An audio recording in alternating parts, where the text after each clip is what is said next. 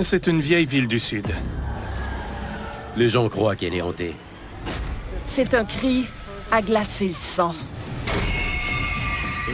Ça me pourchassait. Une entité sombre et diabolique. Il était en colère et terrifiant.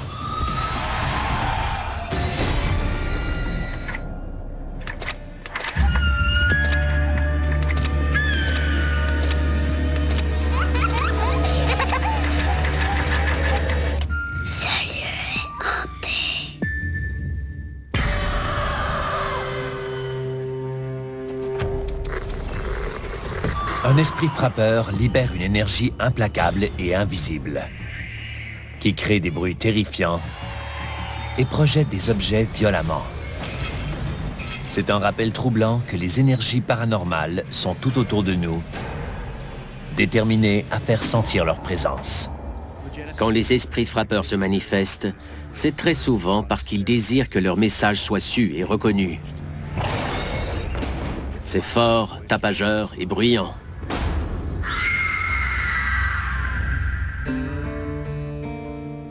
Leur présence est perceptible à Wilder dans le Kentucky, tout près de Cincinnati. Située sur les berges de la rivière Licking, cette ville compte plus de 3000 habitants. Wilder fait partie du nord du Kentucky, qui a été colonisé vers 1789. La ville a toujours été un passage important à travers l'histoire. Grâce à son réseau fluvial, elle a aussi été un lieu commercial très achalandé, où il était facile de mettre nos produits sur le marché. Et très souvent, il s'agissait de bétail. C'est pour ça qu'on a des abattoirs tout autour de notre ville.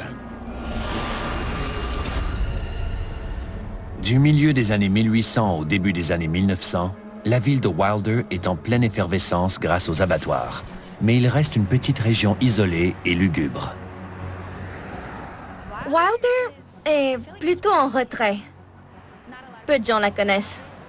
C'est une de ces villes qu'on peut facilement rater. Elle est petite, et il y règne une ambiance de petit village. Malgré cette ambiance agréable, les habitants croient que des esprits sombres rôdent aux abords. À mon avis, Wilder est assurément hanté. J'ai ce sentiment chaque fois que je me promène ici. C'est inquiétant. Wilder est une ville étrange. Elle a une énergie particulière qui la rend unique. À Wilder, le lieu de prédilection de cette énergie fantomatique est un bar de musique country situé sur le site d'un ancien abattoir. Il est célèbre pour ses phénomènes paranormaux. Bobby Mackey's est un ancien bar honky-tonk. Mon mari l'a ouvert en 1978. Il joue avec son groupe chaque fin de semaine. On dit toujours, venez pour le fantôme, restez pour la musique.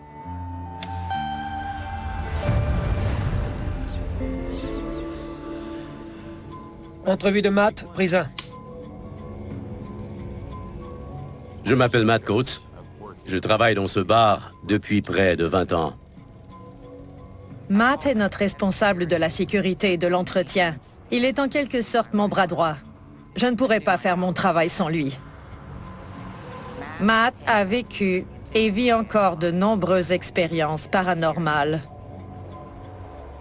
Je ne croyais pas aux fantômes avant de commencer à travailler ici.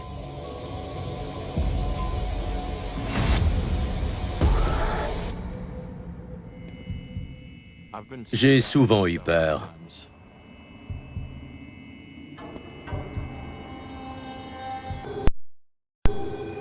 La première fois que j'ai été témoin d'un phénomène étrange ici au bar Bobby Mackey's, ça devait être en 2004. Une nuit, j'étais en train de réparer une table qui s'était dévissée. Il n'y avait que quelques lumières allumées, juste assez pour bien voir ce que je faisais.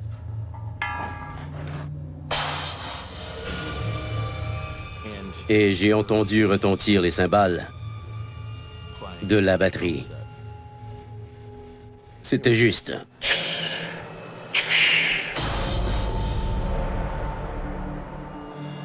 Je voyais les cymbales se balancer d'avant en arrière.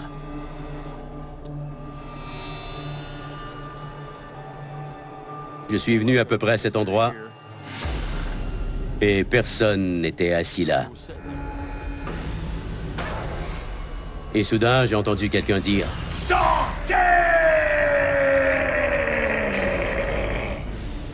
Je me suis dit « Je ne reste pas là ». Je suis descendu de la scène et je suis sorti par la porte où je suis entré. Sortez! Quand il m'a dit de sortir, je suis sorti. Le mot poltergeist vient en fait d'un mot allemand signifiant esprit frappeur. Il agit généralement directement avec l'environnement et la personne en temps réel. Et dans l'obscurité de la nuit, après la fermeture du bar, les esprits frappeurs entament leur clameur menaçante. On a fermé vers 3 heures du matin.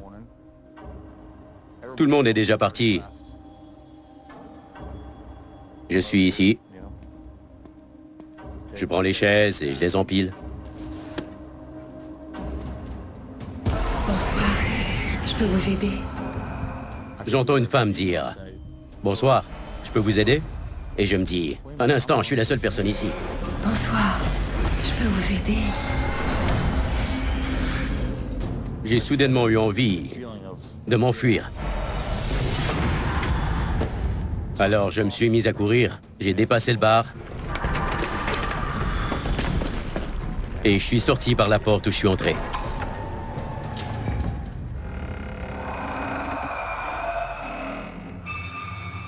Vous partez toujours? Je sais. Mais vous revenez? Ouais. Quelque chose à propos de cet endroit me pousse à revenir. C'est comme si on avait une emprise sur moi et que ça me ramenait ici. Matt est un grand costaud et il essaie d'être fort pour nous tous. Mais je sais que ça le bouleverse. Et j'ai toujours cru qu'il y avait des phénomènes paranormaux ici. Un soir, j'étais dans la boutique de souvenirs en train de plier des t-shirts. Et j'ai levé les yeux. J'ai vu l'affreux Harry à environ 2 mètres de moi. Matt, viens ici. L'affreux Harry est là-bas. Quand je suis arrivé dans la pièce, il est soudainement apparu. L'affreux Harry a des cheveux ondulés et touffus, comme une crinière de lion. Il est tout simplement terrifiant. C'est pour ça que je l'ai surnommé l'affreux Harry. C'est horrible. Ça donne froid dans le dos. C'est comme regarder Satan. C'est le mal à l'état pur. Ce bar se trouve sur les lieux d'un ancien abattoir. Et c'est très intéressant que cette entité se présente sous une forme presque animale.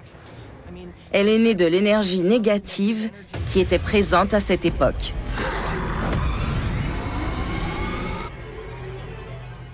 Quand j'entre dans ce bâtiment, je ressens beaucoup d'énergie négative. J'ai peur, comme s'il y avait quelqu'un derrière moi et qui me surveillait à tout moment.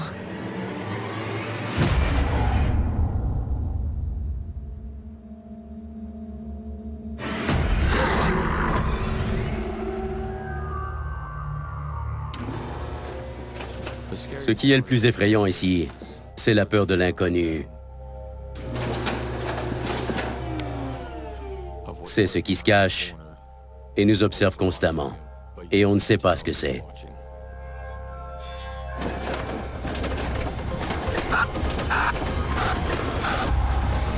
Parmi les entités maléfiques, il y a un fantôme qui terrorise Wilder depuis plus d'1 siècle.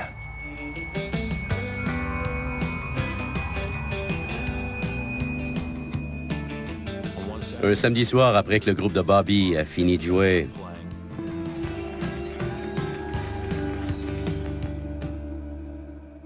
je rangeais le système sonore et j'étais seul à travailler. Je déplaçais les haut-parleurs pour les ranger au bon endroit.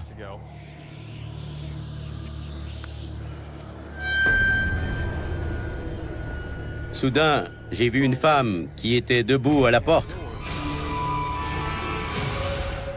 Elle n'avait pas de tête. Cet automne. C'est pire qu'une série télévisée, mais ça se passe dans la vraie vie. Des malheurs, des survivants et des victimes. Ce que vous allez voir, c'est pas beau. Les médecins m'ont dit, on comprend pas que t'aies survécu. J'avais peur d'elle. Elle m'a fait des menaces de mort. Faites un testament. Sinon, là, c'est ben du trop pour vos proches. Êtes-vous prêts pour des séries chocs? C'est l'expérience la plus intense et la plus brutale que vous pouvez vivre dans votre vie. Canal D. Tout découvrir. À Wilder, dans le Kentucky, le bar Bobby Mackey's continue d'avoir des visites d'esprits frappeurs. Mais une nuit, Matt est horrifié par la vue d'une femme sans tête. Je me suis dit, bon sang, qu'est-ce que c'est? Et elle s'est mise à marcher là-bas. J'ai couru jusqu'ici pour voir où elle était passée.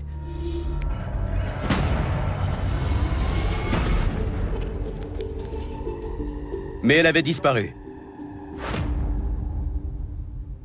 Qui est la femme sans tête? Il s'agit de Pearl Bryan. Pearl Bryan a marqué l'histoire du nord du Kentucky. Son meurtre a fait la une des tabloïds à l'époque. En 1896, Pearl Bryan, qui était enceinte, a été décapitée par son petit ami et son associé. Selon certaines hypothèses, la tête aurait fini dans le puits d'un abattoir qui deviendrait plus tard le bar Bobby Mackey's.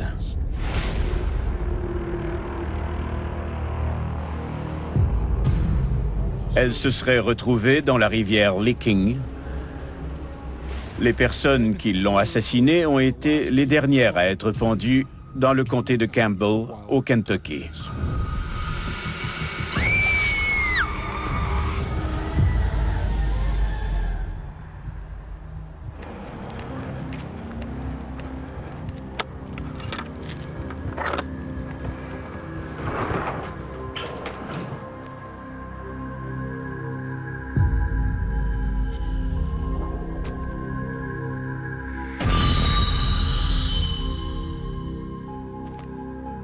C'est à l'intérieur de cette fenêtre que se trouve le puits.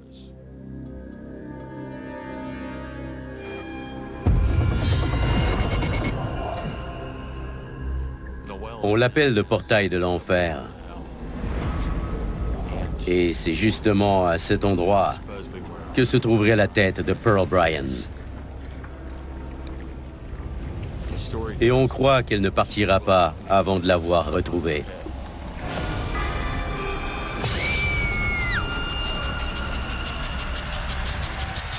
C'est ici, dans les recoins les plus sombres du bâtiment, que Matt vit la nuit la plus effrayante de sa vie.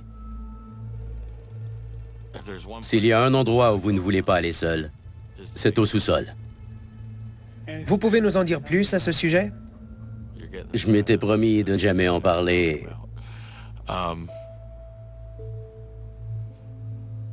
Ça faisait quelques années que je travaillais ici, et on m'a dit que je n'étais plus le même, que j'avais changé en un claquement de doigts, comme si j'étais passé du côté obscur. On disait que j'avais les yeux noirs. J'étais la personne la plus gentille un instant, et la plus méchante l'instant d'après. Laissez-moi quelques minutes pour me ressaisir. Oh. Ça va? J'ai envie de pleurer, je ne sais pas. Je suis triste. Je suis juste un être humain. Je ne sais pas ce que c'est. C'est comme s'ils ne voulaient pas que je parle. Qui sont-ils? Le côté obscur du sous-sol. Et qu'est-ce que ce côté obscur du sous-sol vous a fait? C'est à ce moment-là que je me suis senti possédé.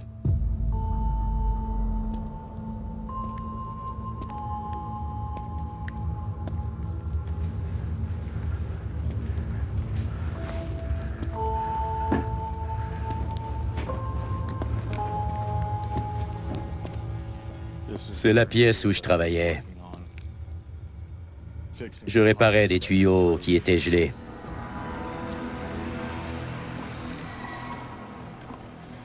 Il y avait une échelle installée à peu près ici.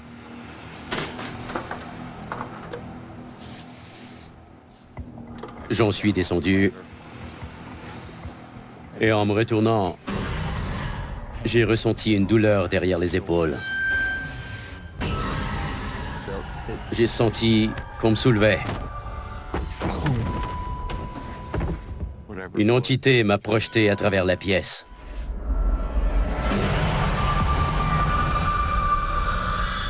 J'ai couru aussi vite que j'ai pu pour sortir d'ici.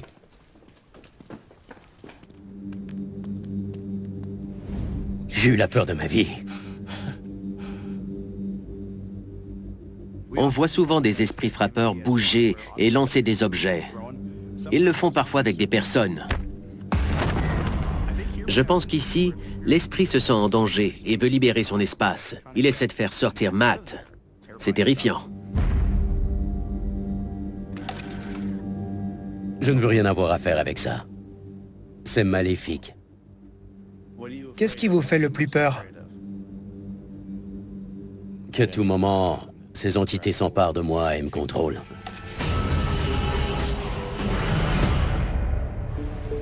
Alors que les esprits frappeurs restent dans les recoins sombres de Wilder, de l'autre côté du continent, dans la petite ville de Porterville en Californie, ils occupent effrontément le devant de la scène. Les gens aiment Porterville. On est une communauté tissée serrée avec nos écoles et nos équipes sportives. On ne peut aller nulle part sans croiser une vingtaine de personnes qu'on connaît déjà. Et l'histoire de notre ville est si spéciale. Pendant la ruée vers l'or du milieu des années 1880, des aventuriers affluent à Porterville. Ils s'installent et pratiquent l'agriculture. Rapidement, la ville devient un lieu animé de cow-boys et de chaos. Porterville était une localité tout à fait typique du Far West. Il y avait des meurtres, de la prostitution et de l'alcool. Quand des cow-boys recevaient leur paye, ils venaient en ville et ils dépensaient tout ce qu'ils avaient dans les bars en une seule nuit. Le problème, c'est que lorsqu'ils étaient ivres, ils commençaient à tirer et parfois des gens mouraient. C'était fou. Au fil des années, les bars de cette époque ont changé. Mais l'esprit du cow-boy continue de captiver les habitants avec ses clameurs et ses bruits tapageurs. Je possède le Palace. La première semaine, j'y étais avec ma fille. On était dimanche, donc c'était fermé. Mais on a entendu des verres s'entrechoquer, comme si on les frappait. C'était bizarre. Et il y a eu des pas qui couraient vers l'ascenseur. Rien. Il n'y avait personne. On a vu des choses dans ce bâtiment qui n'étaient pas normales.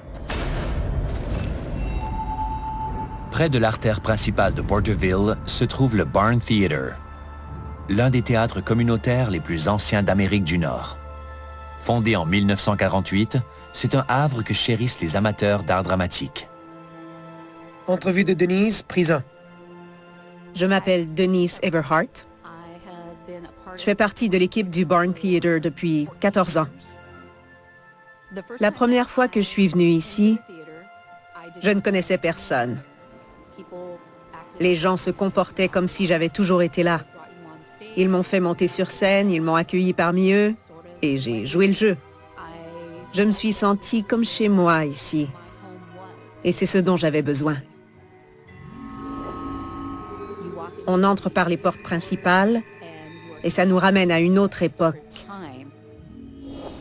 Et quand les projecteurs s'allument, on est entraîné par cet événement spectaculaire. Veuillez prendre place. Le spectacle commencera dans 5 minutes. Alors que le rideau se lève, des esprits sinistres émergent et hantent le théâtre et Denise en manifestant leur présence. Durant mon premier spectacle, on était en coulisses et on attendait de monter sur scène. Dans la pièce des accessoires, il y avait des bâtons de baseball en plastique d'un spectacle précédent. Personne n'était là. Et tout à coup, Ils sont tombés sans raison.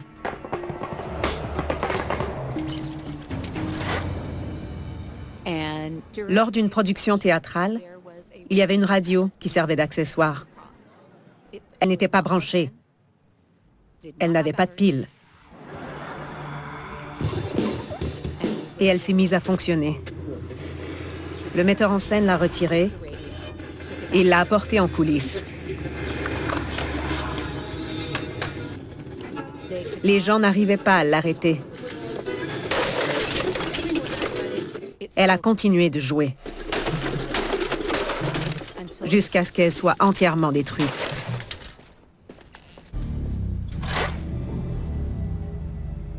Je fais partie de l'équipe du Barn Theatre depuis 1987. Je crois qu'il est fortement hanté. Il s'y est passé trop de choses étranges pour qu'on puisse toutes les ignorer. Les théâtres sont des lieux vraiment merveilleux. Ces bâtiments dégagent une énergie très particulière. Ils sont vibrants et vivants. On y ressent tout un amalgame d'émotions. Et cet impact émotionnel a certainement une incidence sur les esprits frappeurs.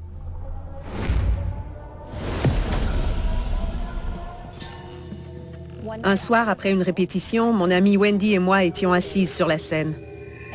Alors qu'on parlait, on a vu un mouvement du coin de l'œil. Il y avait une ombre sur le mur du fond. On l'a vue devenir plus grande et encore plus grande. Les jeudis. Qu'est-ce que c'est? Ça donne la chair de poule, rien que d'y penser. Des phénomènes inexpliqués mettent vos croyances au défi. Il doit forcément y avoir une explication. J'ai senti les mains et les doigts. J'ai vraiment eu une peur bleue. Je pense que ça pourrait être un des endroits hantés de la ville. L'histoire raconte que la prêtresse rôde dans la station de métro désaffectée pour la hanter. Les jeudis paranormaux, dès 20h, à Canal D. À Porterville, Denise et Wendy restent paralysées, tandis qu'une sombre entité hante le théâtre. Il y avait une ombre. Et par la suite, elle a pris la forme d'une personne.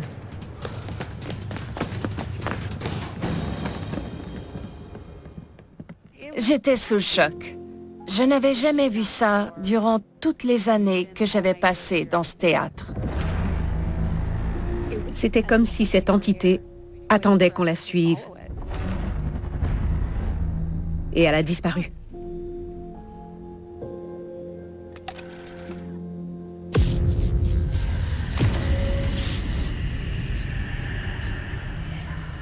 Des esprits frappeurs envahissent l'espace. Et les bruits assourdissants qu'ils font horrifient ceux qui travaillent au théâtre.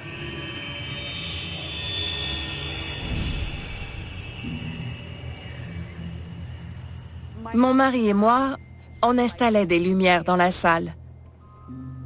C'était la nuit. J'étais assise sur scène et il était là-haut à les brancher. On discutait ensemble. Je me suis tue. Et il m'a crié « Peux-tu arrêter, s'il te plaît, de faire autant de bruit ?» Et j'ai dit que ce n'était pas moi. Il y avait quelqu'un au milieu des sièges qui applaudissait. Il le faisait bruyamment. C'était suffisant pour que Gordy et moi, on arrête tout et qu'on parte. C'était terrifiant.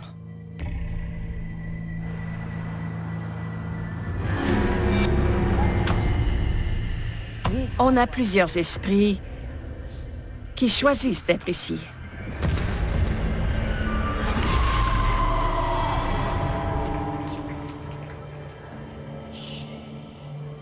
Par une nuit sombre, après la tombée du rideau, Denise se retrouve face à un esprit théâtral qui exige un public. Après une représentation, je me dirigeais vers l'entrepôt pour vérifier que toutes les lumières étaient éteintes. Les rideaux étaient tirés et en les traversant, J'ai vu la silhouette d'une femme. Elle portait une longue robe blanche de style victorien. Elle avait des cheveux longs. Elle était étincelante. Et j'avais tellement peur.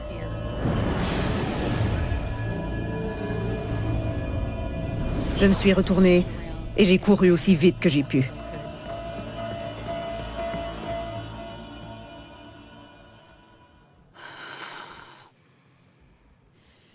Cette expérience m'a totalement convaincue qu'il y a encore des esprits ici.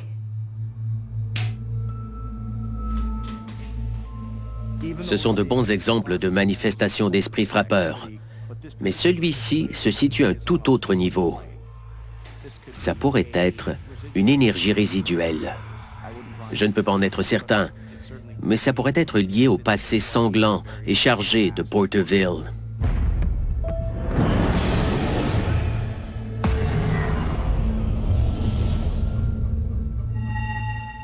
Il y a eu des moments où les esprits n'étaient pas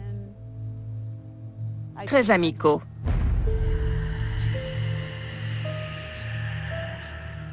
On était quelques-uns dans le théâtre. On était assis sur des sièges. Et tout à coup, on a entendu des cris. On aurait dit qu'une personne était attaquée. On a fouillé tout le bâtiment pour la trouver.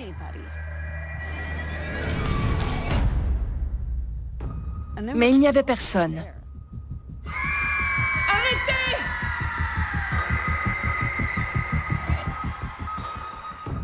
C'est probablement la chose la plus terrifiante qui m'est arrivée ici.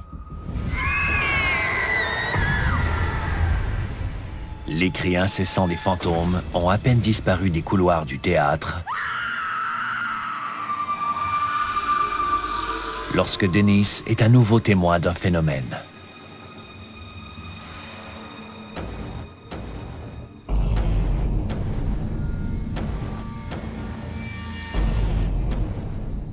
Tard un soir, après une journée à construire des décors et à peindre, je suis allée à l'arrière.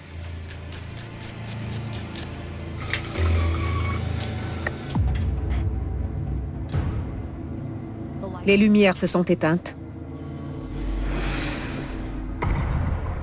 Je suis sortie de la pièce.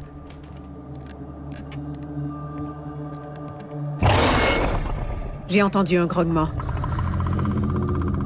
Je n'avais jamais rien entendu d'aussi fort et d'aussi proche. C'était effrayant. J'ai couru à travers les rideaux, j'ai franchi la scène et je suis partie. Je savais que ce que j'avais vu et entendu me poursuivait. Les lundis, la révolution technologique n'a cessé de transformer le monde. On n'est plus très loin de téléporter Wascoti. On pourra habiter à un endroit et travailler à 100 ou 200 km de chez soi. Les engins sont littéralement les véhicules possédant l'accélération la plus rapide de la planète. Point final. C'est un trésor caché. C'était comme dans le château de Frankenstein.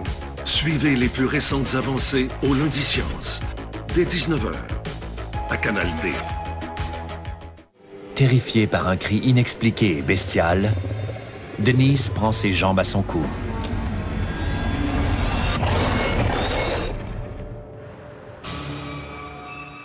J'ai entendu un grognement très grave et menaçant.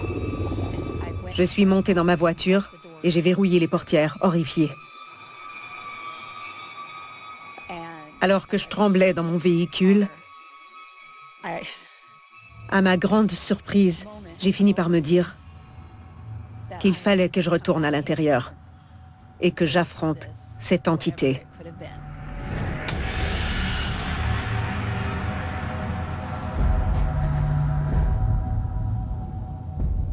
Je suis revenue, je tremblais et j'ai crié « Tu n'es pas la bienvenue !» Tu dois partir et ne jamais revenir. Je sais que ça peut sembler ridicule, mais à ce moment-là, j'ai essayé de reprendre ce qu'on avait pris de mon âme avec ce grognement. Rien de maléfique ou d'indésirable n'est autorisé ici. C'est un lieu sûr. Un lieu d'amour. Et on ne l'a plus jamais entendu.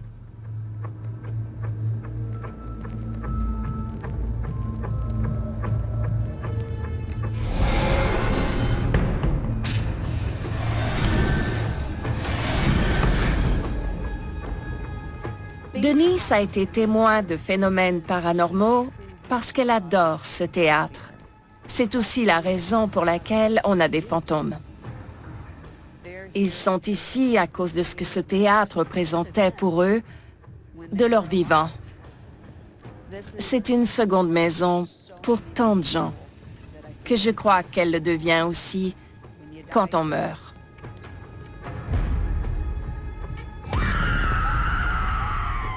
Quand je vais mourir, il y a de fortes chances que ce soit l'endroit où je reviendrai. Parce que ça a toujours été un lieu où je pouvais être moi-même.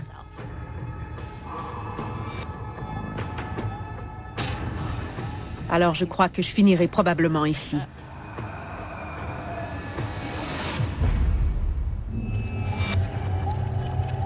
Tandis qu'une lueur fantomatique persiste sur Porterville, à 4000 km à l'est se trouve Benson, en Caroline du Nord, une ville agricole animée d'une ferveur religieuse où des esprits frappeurs commettent des horreurs terrifiantes. Benson, en Caroline du Nord, a commencé à apparaître sur la carte en 1874. À une certaine époque, la ville était principalement connue pour son commerce de mules. Et elle est célèbre pour sa célébration de la Journée de la Mule. C'est une ville très religieuse. Elle est très conservatrice. Elle paraît très accueillante, mais elle a une histoire très sombre. Au début des années 1900, Benson était l'un des sièges du Ku Klux Klan, un groupe suprémaciste notoire ayant un passé brutal et violent.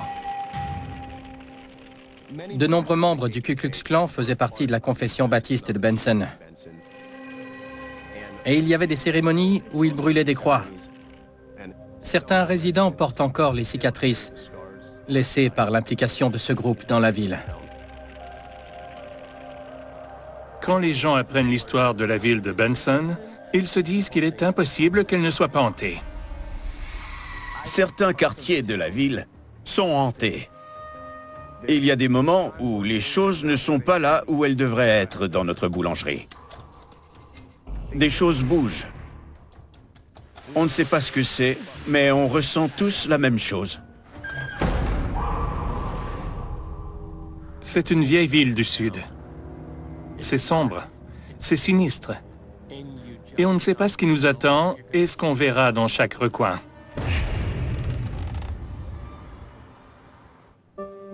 Je m'appelle Shane Booth. Entrevue de Shane, prise à... J'habite ici depuis 13 ans.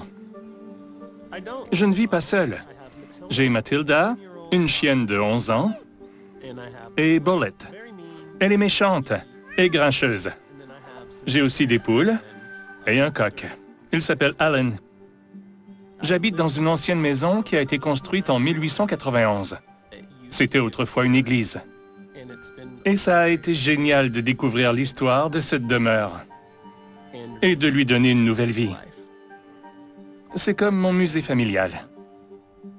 Peu de temps après avoir restauré sa maison, des perturbations physiques et des bruits dérangeants résonnent dans les couloirs.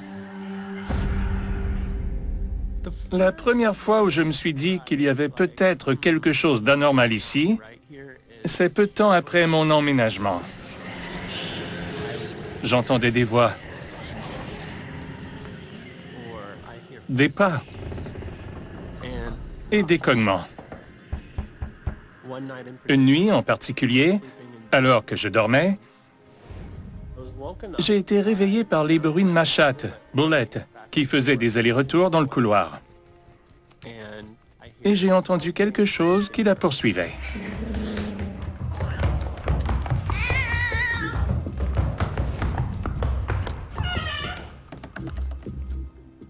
Je m'attendais à voir un animal ou un désordre quelconque. Mais il n'y avait absolument rien. J'ai remarqué qu'il y avait une photo de mon arrière-grand-mère sur le plancher. Elle est habituellement dans un cadre, juste ici. Elle n'était donc plus au mur.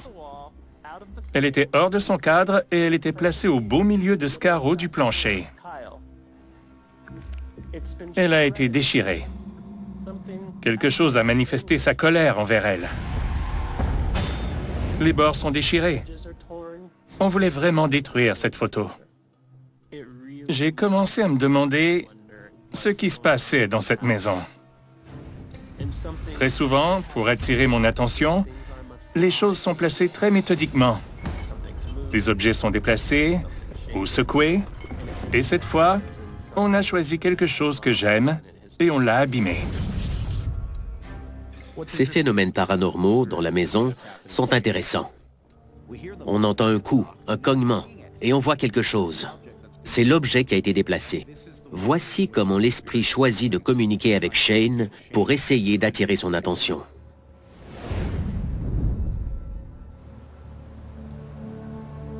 Un an plus tard, en plein hiver, une présence effrayante exige toute l'attention de Shane. J'étais coincé chez moi. Il y avait une de ces tempêtes de neige qu'on voit rarement en Caroline du Nord, et je regardais la télévision.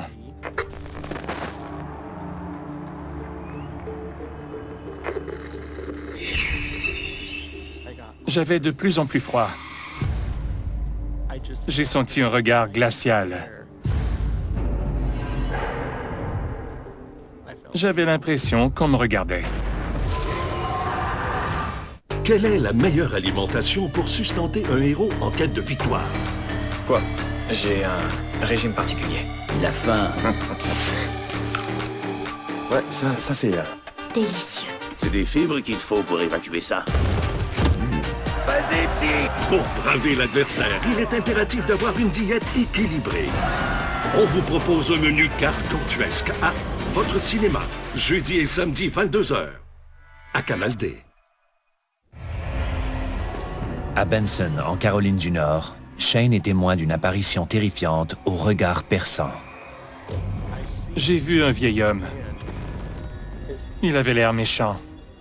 Il fronçait les sourcils. J'étais tétanisé.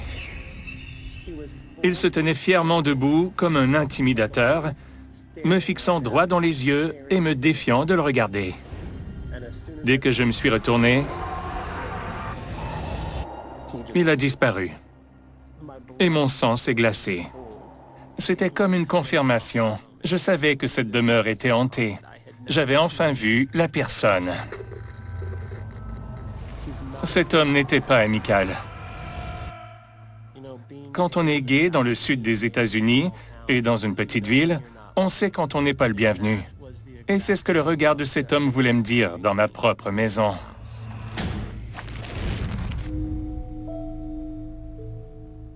Monsieur Booth vit dans l'église baptiste d'origine de Benson. Elle a été transformée en habitation vers 1913. L'église baptiste est de confession extrêmement conservatrice. Et au début des années 1900, l'homosexualité était interdite dans cette ville.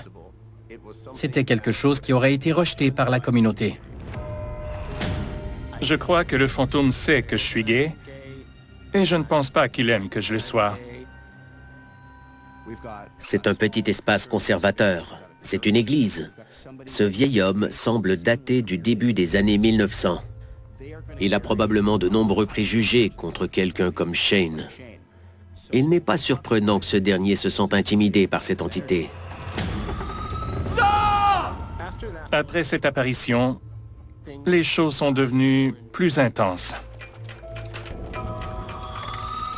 et plus effrayantes. Dites-nous ce qui s'est passé. Un soir, j'étais assis là, Et Mathilda était allongée avec son jouet. C'est un hot dog de cette taille environ. Et elle voulait que je le prenne et que je le lance plus loin pour qu'elle aille le récupérer. Mais une fois, elle l'a lancé et il s'est arrêté dans les airs. Il a flotté un peu.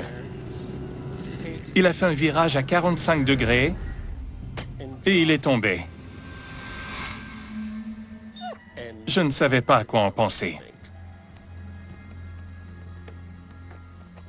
Ça m'a fait peur parce que je venais de le voir en suspension dans les airs.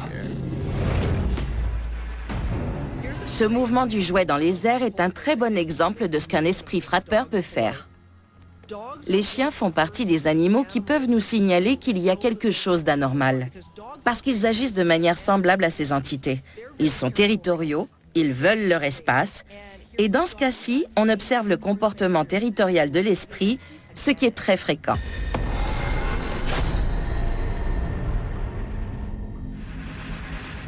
Pour Shane, cette bataille pour le contrôle territorial prend une tournure surprenante et terrifiante.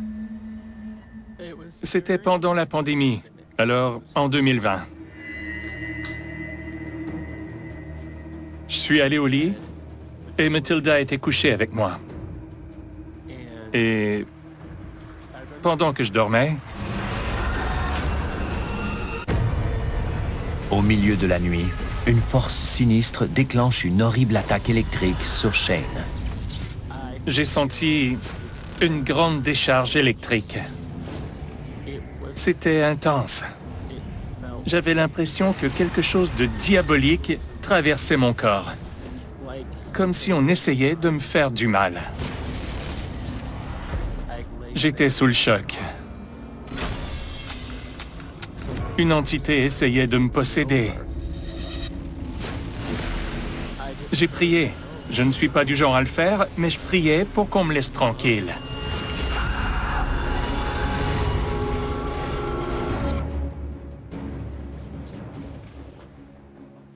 Ce que je ne savais pas, c'est que les choses allaient empirer.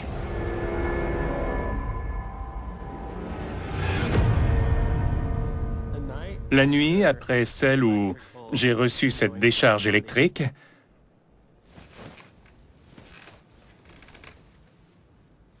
je dormais nerveusement.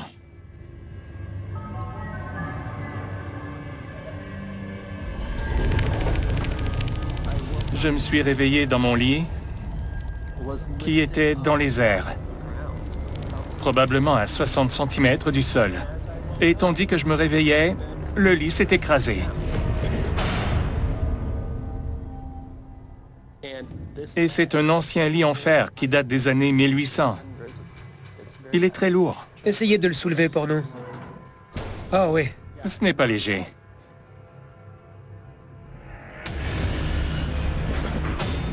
Le lit redescend. Mathilda saute dessus et commence à m'attaquer. Cette chienne ne l'a jamais fait auparavant. Elle était possédée. Je ne savais pas quoi faire. Et je devais me battre ou fuir. Et au lieu que Mathilda soit attaquée, elle est devenue l'assaillante.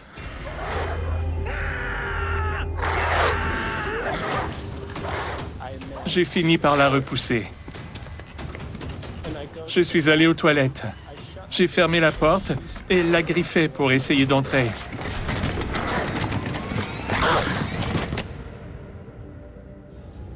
Et tout à coup, ça s'est arrêté. Alors j'ai ouvert la porte et elle était là, assise, à me regarder.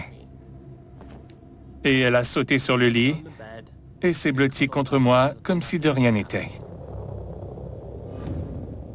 Le fait que ce lit a été soulevé avec Shane dessus nous donne une idée de la puissance et de l'intensité de cette entité. C'est terrifiant. Imaginez ça. Vous dormez dans votre lit et ce dernier est soulevé dans les airs par une énergie invisible. C'est vraiment troublant. Je crois que ça veut dire que vous n'êtes pas le bienvenu.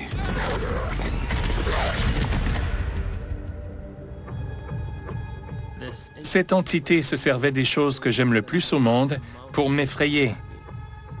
Parce qu'elle ne veut pas de moi ici.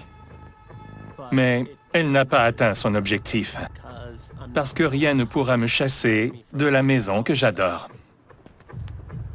Shane tient bon. Mais il y a toujours un esprit frappeur qui hante sa maison de rêve. Cette entité s'est remise à cogner et à déplacer des objets. Rien de tout ça n'a cessé. Mais je pense que son pouvoir n'est plus aussi puissant. Je me sens bien ici. C'est ma maison.